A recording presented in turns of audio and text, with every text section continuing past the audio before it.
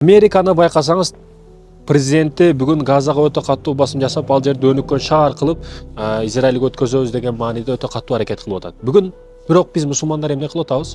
Бул жакта араб мамлекеттери, Катар, Кайро ошондой өнүккөн миллиарддары бар, долларлары бар, акчасы бар мусулмандар бир неге срочно бир чогулуш кылбай атат? Эмнеге бир каршылыгын түз эфирден чыгып айтпай атат? Эмнеге бул мынчалык алсыз болуп кеттик мекендешим?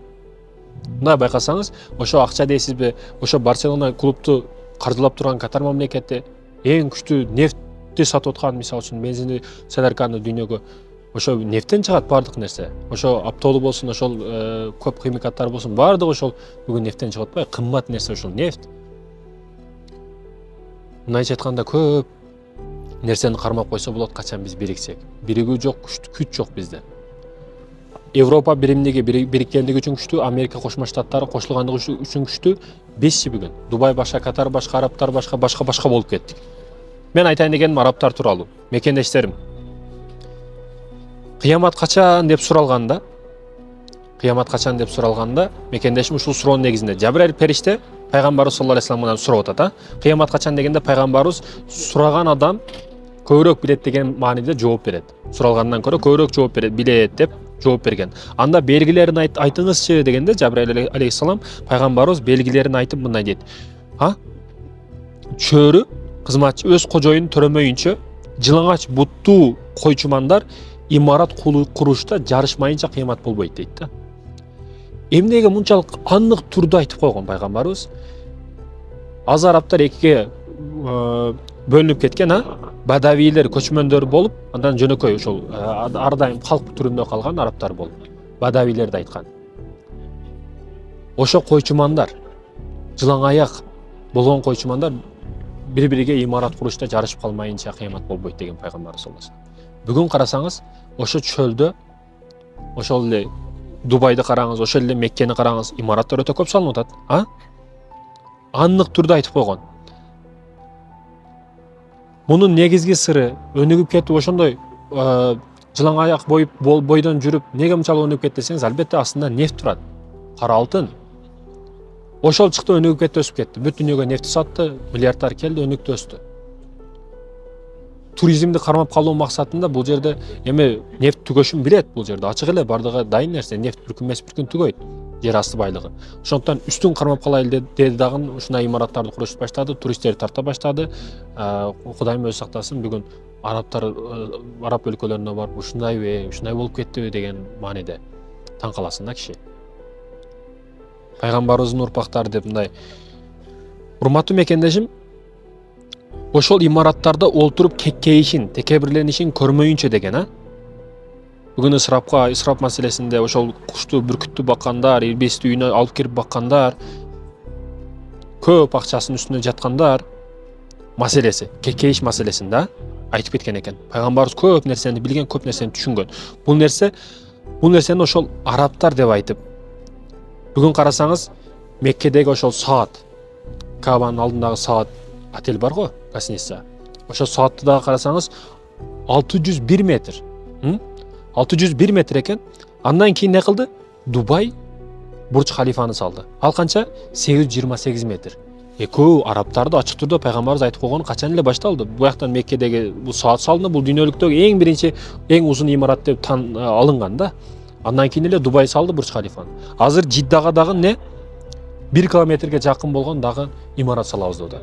Жарышуу качан эле башталды? Кыяматтын мындай айтканда белгилери. Ошо Кабатулланын алдыдагы маселелер дагы. Кабатулланын алдыда пайгамбар саллаллаху алейхи вассалам айткан, тоолор жайынан жылмайынча дейт. Бүгүн инновация, техника бардыгы өнүгүп, тоолорду бузуп, тоолорду мисалы үчүн качан тоолор, туннелдер пайда болгонунун себеби ошол жарылуучу заттар, химиялык нерселерди колдонуп жардылуу пайда болгондон кийин, атайын бомбалар башкалар, андан кийин тоону жок кылуу бизге жетиштилди да, мындайча айтканда. Ошого жетиштик биз адамдар. Пайгамбарыбыз эч ак эле 7-кылымда айтып кеткен экен бул маселени. Тоолор өз жайынан жылмайынча кыямат болбойт деп. Бүгүн ошо Кабан тегерегиндеги эң ийик тоолорду, башкаларды жарып жок кылып, отель салып, гостиница салып, бар нерсе болуп кетти да. Көп нерсе бизнеске маани берип атат бүгүн, урматтуу мекендешим. Акча, бардыгы келип акчага такалат деп. Айтайын дегеним мекендештерим, мусулман бир туугандарым, кыяматта Аллах табарак ва тааланын алдыга барган учурубузда дагы уялбай тургандай болойлу. Кыямат биз өлсөк кыяматыбыз болду. Бул өлдүбү? Кыямат келчек күн буяктан чыгыш шарт эмес. Бул өлсө болду, бунун үчүн кыямат болду. Эртең кабыры башталат, суроо жообу башталат, мункар накир келет, кыйнагы же азабы же жеңилдиги башталат да. Ошондуктан өлгөн адамдын кыяматы болду. Кыска жооп ушул. Биз Аллахтын астагы суракка даярданайлы. Өмүр өтө кыска, жаз, күз, кыш, 4 мезгили бар, жылдар ушинтип эле алмашып кете берет. Карасаңыз, көздү жумуп ачканда аркаңызды кыса турган иштерди кылып койгон болбошуңуз керек. Кенен болушуңуз керек. Ошондуктан уялың, жараткандан уялың, өзүңүздөн уялың, адал иштерди кылыңыз. Жашоодон максатыңыз эмне? Үйлөнүп, бала чага кылып, эки үй салып, машина алып, ушинтип жашап өлүп кетишпи? Аллах үчүн эмне кылдыңыз? Ата энеңиз үчүн, бир туугандар үчүн. Сиз кенен ойлонгонду билесизби негизи? Бир туугандар үчүн, Кыргызстан үчүн, мусулмандар үчүн, бүткүл мусулмандар кантип ойготом деп. Бүгүн бир жакшынакай ишти кыламын деп чыксаң, айтат го, бир адам үммөттү, мусулмандарды ойготом деп бир адам чыкса, аркасынан 1000 шакал чыгат. 1000 ит чыгат ага душмандык кылып. Аркадан тарткан, бутан тарткандар чыгат, колдон эч ким тартпайт. Эгер максатың болсо, ниетиң болсо, Кыргызстанды өнүктүрүш, бүткүл дүйнөгө, үммөткө пайдаң тие турган адам боло турган болсоң, көп нерседен кечишке туура келет. Көп кыйнак азаптарга туура келет, чыдашыңа туура келет. Ийгилик оңой эмес, жакшылык оңой эмес. Бул дүйнө акыретте Аллахтын алдында, Аллахтын аскери болуп жүрүш кыйын өзү. Максатың бар экен, ага жет. Алма пишип оозуңа түшүп калбайт. Кыйынчылыкты талапты кылат.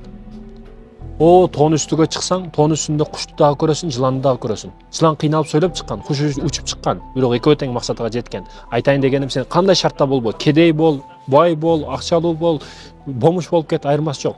Кандай учурда болгон аракет кылсаң, сөзсүз түрдө Аллах Таала берет. Сенин себеби аракетиң бааланып да мекендешим. Аракет кыл, ийгиликке жет. Аллах табарак ва таала ак жолдо көрсөтүп, ак жолдо жүрүүнү насып этсин. Ассаламу алейкум.